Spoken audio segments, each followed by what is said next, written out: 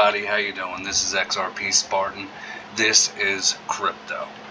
So today we got a nice little comical thing I put together. I hope you guys enjoyed as much as I did. I watched the Bob Way and Tony from Thinking Crypto. I only got halfway through it, but I ain't gonna lie, I just got wrapped in and I was like super fascinated by it, and it reminded me of somebody. Hopefully you guys get a kick out of it. Alright, this is crypto and let's get into it. We got Bitcoin coming in at 27,613, Ethereum coming in at 18,040. We got XRP at 42 cents. The market is still bleeding off pretty heavy. We got Casper coming in at the 71 spot at 5 cents. It's up 1.5% on the 24 hour. Alright. Let's listen to this first. I hope Bob Way gets to see this because it explains exactly what he's trying to deliver perfectly.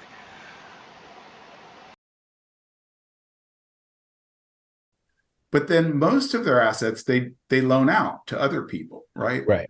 But like if I deposit my money in the bank, that's the bank's liability to me, but it's my asset from them in that way. When the bank loans the money out, they literally took the money out of the vault and handed it to somebody else. So their asset is now in a different location. It's at a company, or it's at Alice's, with Alice on her line of credit, or it's in Alice's house. That's where their asset is. It just changed form. But people get fascinated that it's no longer paper notes anymore. But, they can resell Alice's mortgage to somebody else in exchange for paper notes. Right. That's just how the banking system works. And so generally, it works well.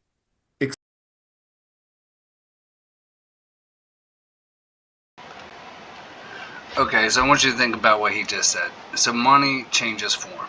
This pen I'm holding in my hand costs money. The computer, the internet that we're talking across, everything comes money. So he worked for Ripple. They should have him talk about how money changes form. Then they should show this. This is what it is, okay? I said empty your mind. Be formless, shapeless, like water. Now you put water into a cup, it becomes the cup. You put water into a bottle, it becomes the bottle. You put it in a teapot, it becomes the teapot. Now water can flow or it can crash. Be water, my friend.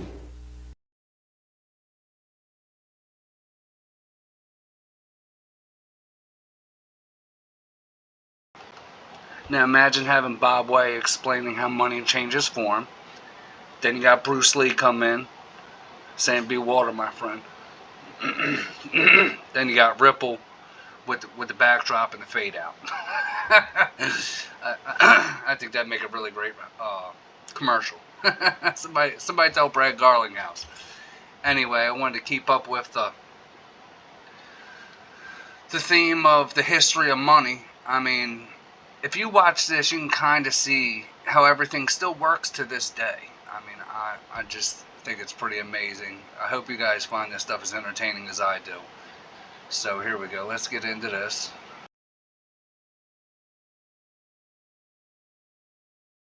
In the last episode, we got to the ad hoc, unofficial beginnings of paper money. This week, we look at some of the rogues gallery that really created the intellectual argument for adopting paper money in some more official way.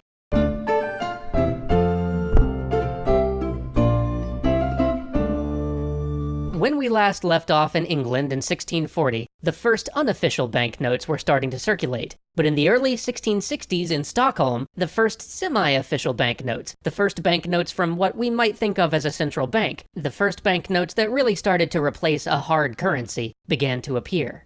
But with those banknotes come the problem of unregulated fractional reserve banking.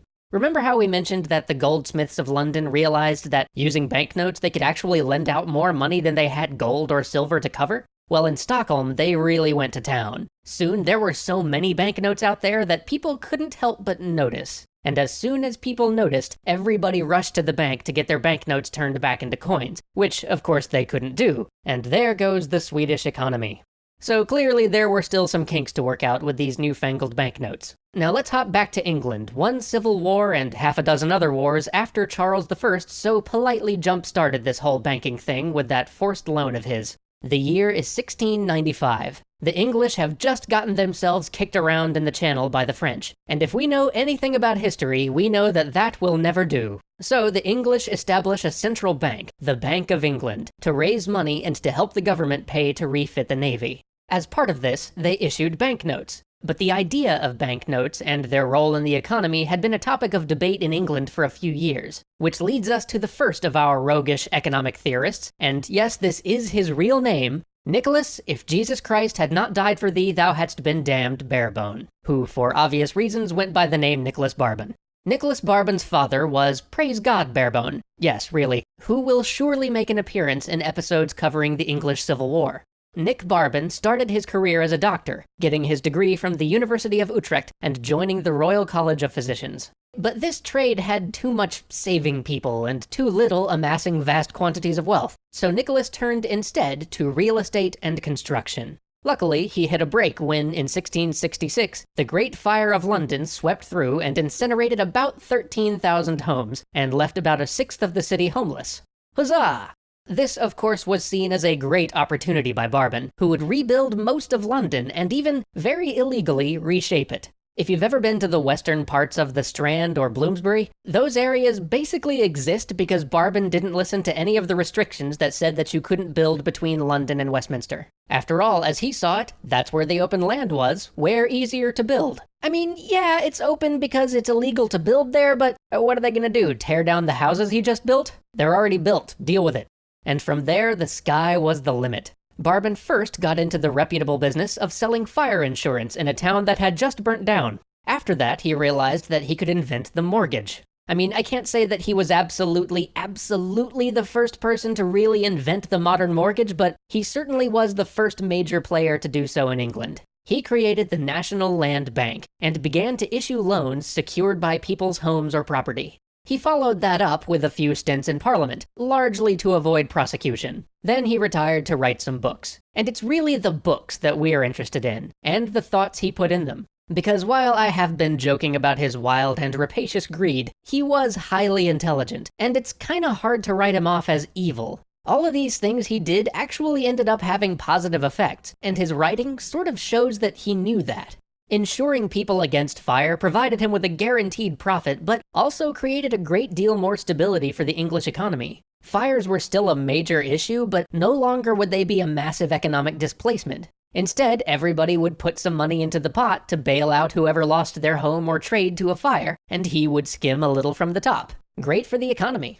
And mortgages? While we might today think of them as the bank's way of keeping us down, so much of England's wealth was locked up in real estate that it was a huge drag to the national economy. When people bought a house, that money just stayed locked up in that house. It didn't circulate through the economy, it didn't help to finance businesses, it just sat there until somebody generations later decided to sell it. But with the idea of the mortgage, the single biggest asset that most people owned was now freed up to help drive the economy. Instead of the seller simply getting a pile of cash and the buyer getting an unspendable house, the mortgage freed up that value. You could now spend your house and live in it too, meaning that that money could circulate through the economy again and again. And Barbon was also, of course, one of the first people to decouple morality and spending. Which totally sounds evil, I admit, but up until this point, a lot of the writing on money was written by the church, basically arguing that everybody lived the simplest life possible. And that's probably good advice in a lot of ways, but it doesn't make for a dynamic economy. Barbon argued for fashion and innovation, because they get people to buy new goods before they've fully consumed the previous goods, thereby creating demand. And while we're not to Adam Smith yet, the basic concept that demand creates supply and grows the economy is there in Barbon's work. But for us, his most important work is probably his arguments against mercantilism.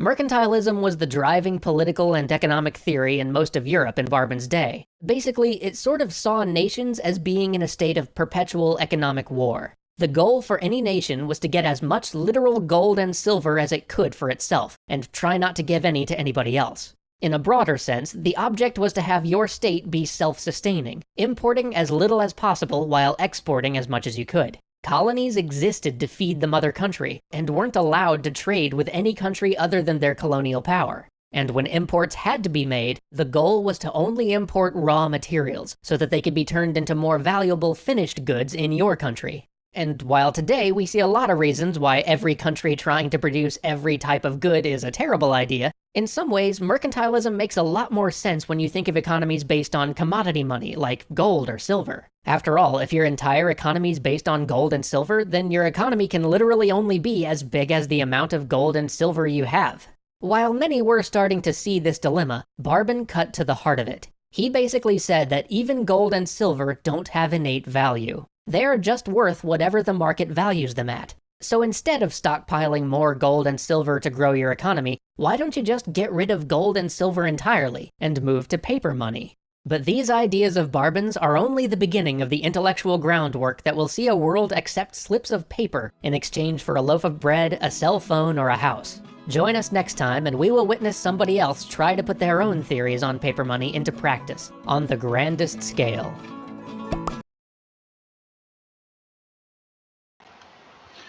Does all this seem really familiar to you guys?